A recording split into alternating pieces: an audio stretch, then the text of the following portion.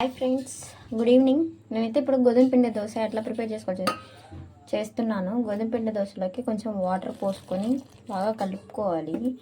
ఇది సరిపోయిన కన్సిస్టెన్సీ వచ్చే వరకు కలుపుకొని కొంచెం ఉప్పు వేసుకోవాలి. ఉప్పు వేసుకొని తర్వాత 1 స్పూన్ సాల్ట్ వేసుకొని బాగా కలుపుకోవాలి. ఇదిగోండి దోశ పిండి పెనం పైన వేసుకుని చూడండి. దీన్ని పలుచగా వేసుకోవాలి. అప్పుడు దోశ బాగా వచ్చింది. చాలా పలుచగా వేసుకోండి. ఇప్పుడు తినడానికి కూడా చాలా బాగుంటుంది. ఎక్కువ లేకుండా పలుచగా. ఓకే, లైట్గా ఆయిల్ అయితే వేసేసుకున్నా. ఒక్క నిమిషం ఆయిల్ వేసేసుకుంటే బాగా లేసి వచ్చేస్తుంది. ఇదిగోండి, మీరు అంటే మా ఇంట్లో కొంచెం ఎక్కువ తింటారు ఆయిల్, సో మీరు లైట్గా వేసుకుంటే సరిపోతుంది. బాగా కాలనివ్వాలి. తిప్పిద్దాము అది సైడ్కి. ఓకే, కాలింగ్ చేసారా ఇలా కాలుతుంది.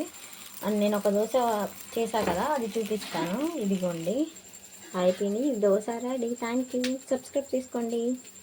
ఇదిగోండి దోశ అయితే అయిపోయింది. ఇలా ఫోల్డ్ చేసుకొని తీసుకొని ఇలా ప్లేట్లో పెట్టేసుకుందాం.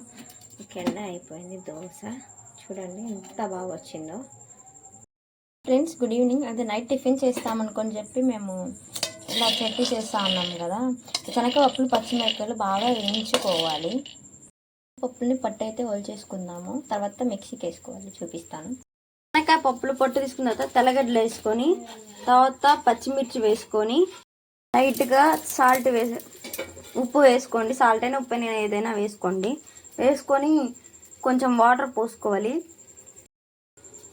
కొంచెం వాటర్ వేసుకొని మిక్సీ పట్టుకుందాం.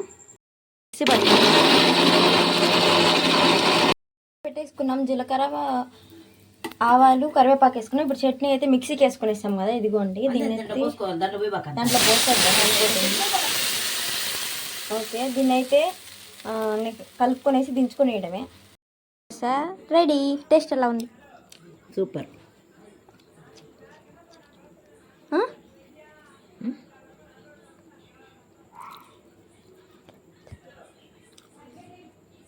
ఓకే.